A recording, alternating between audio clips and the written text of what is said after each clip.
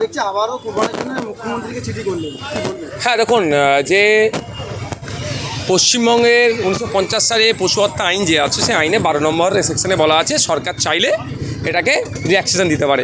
এক হচ্ছে ধর্মীয় উৎসবের জন্য, গবেষণার জন্য আর চিকিৎসার জন্য। এখন আমরা কি দেখছি, একদিকে তাহলে কী হবে, ধর্মীয় উৎসবটা নির্বিঘ্ন হবে, আর সাথে সাথে কী হবে, আজকে আমাদের হিন্দু সমাজের হেভি অংশের মানুষ কিন্তু যারা পশুকে পালন করেছিল বিক্রি করার আজকে মার্কেট পাচ্ছে না, বিশালভাবে ক্ষতিগ্রস্ত হচ্ছে আর্থিকভাবে। তা সেই দুটো কথা মাথায় রেখে রাজ্য সরকারকে, যিনি চিফে আছেন, তাকে চিঠি করেছি। আশা করব তিনি সেকশন 12কে তিনি এক্সারসাইজ করবেন, ক্ষমতা আছে সরকারে, তাহলে এটাকে সরলীকরণ করে দেবে। হ্যাঁ, ফলতা জাহাঙ্গীর খান তিনি একেবারে ভোট আসছে, তিনি বলছেন আমি উইথড্র করে নিচ্ছি, ভোট লড়বো না, কি বলবেন? একাধিক ইকুয়েশন থাকতে পারে, তিনি নিজে থেকে সরে যেতে পারে, বিজেপির সাথে তলে তলে সেটিং করে নিতে পারে। কারণ শুভেন্দু অধিকারী মহাশয়, যিনি এখন মুখ্যমন্ত্রী রয়েছেন, বারবার বেশ কিছু লোককে বলেছিল ধরে জেলে ভরবো, তার মধ্যে জাহাঙ্গীর খানের নাম ছিল। তিনি হয়তো জেলের ভয় খেয়ে সরে আসতে পারে। তৃতীয় হচ্ছে, তৃণমূল কংগ্রেস বুঝতে পেরে গিয়েছে তাদের পায়ের নিচের মাটি নেই। এই 15 দিনও হয়নি সরকার পড়েছে, 15-20 দিন হয়েছে সরকার পড়েছে। তো এখন দেখছি যদি এখন একটা এই নির্বাচনে যদি 4 নম্বর 5 নম্বর চলে যায়, যে বাকি 80টা এমএলএ আছে হয়তো ধরে রাখতে পারবে না, পটাপট লাভ মারবে। সেই ভয়ে ভিতর থেকে জাহাঙ্গীরকে বলে দিলে তুমি এখন প্রত্যাহার করে নাও, সব দোষ জাহাঙ্গীরের ঘাড়ে চাপাবে, চাপিয়ে অন্তত পেস্টিজ ফাইট থেকে বেঁচে গেল, এটা হতে পারে। তখন সময় কথা বলবে কী হচ্ছে। তবে এই যে প্রার্থী প্রত্যাহার করে নেওয়া বা প্রার্থীকে দলে জয়েন করিয়ে নেওয়া, এটা গণতন্ত্রের পরিপন্থী, গণতন্ত্রের জন্য স্বাস্থ্যকর নয়। গণতন্ত্রে সবসময় অপোজিশনকে স্ট্রং থাকতে হবে, সে যেই ক্ষমতায় থাকুক না কেন।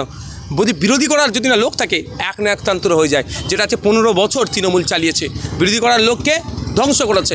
আপনি যেখানে দাঁড়িয়ে আছেন, বামনঘাটা বাজার থেকে শুরু করে এখানে ওয়েটল্যান্ড আছে, এখানকার যারা আদিম নিবাসী, দীর্ঘদিন যারা বসবাস করছে, তারা একটা টয়লেট করতে পারবে না, তারা একটা ইলেকট্রিক লাইন দিতে পারবে না, তাদের উপরে জুলুম হচ্ছে। আর যারা মাল দিচ্ছে, তারা আসার সময় বাড়ি বানিয়ে ফ্ল্যাট করে নিচ্ছে। এখানে অপোজিশনকে ধ্বংস করে রেখেছিল, তাই আজকে অপোজিশন এখানে শক্তিশালী হয়েছে, ওগুলো সব বন্ধ হবে। হ্যাঁ, জাহাঙ্গীর খান বলেছিল পুষ্পা ঝুঁকে সব সিনেমার ডায়লগ, সিনেমাতে বাস্তব আর রিয়েলের মধ্যে অনেক তফাৎ।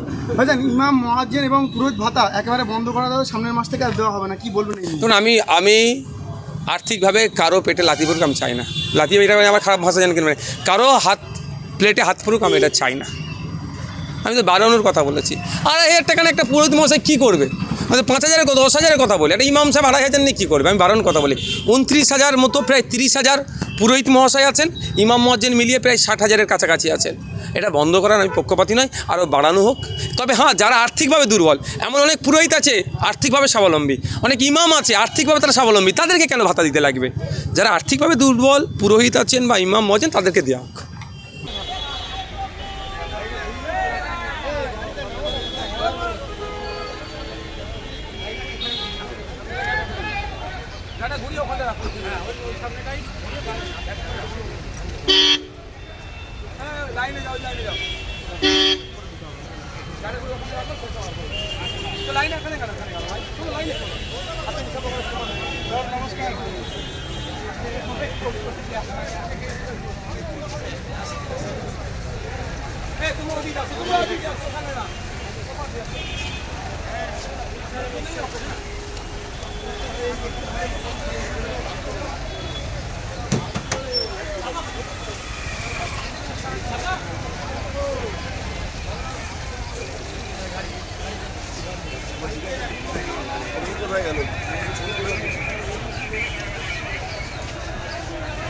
ভালো আছে।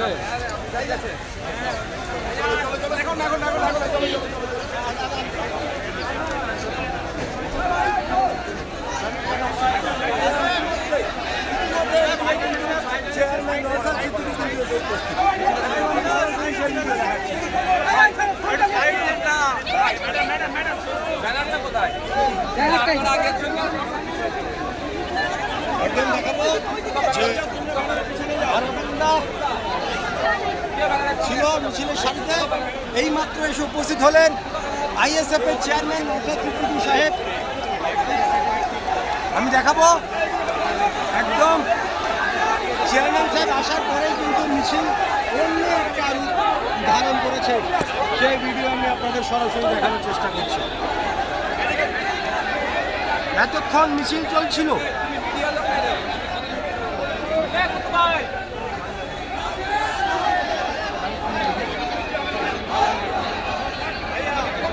এইমাত্র জেলা থেকে বেরোনো হয়েছিল, নেতৃত্ব দিচ্ছিলেন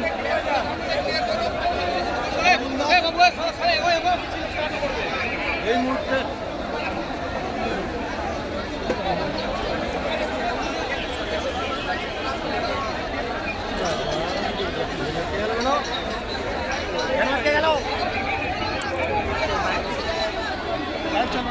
চলছে না কেন?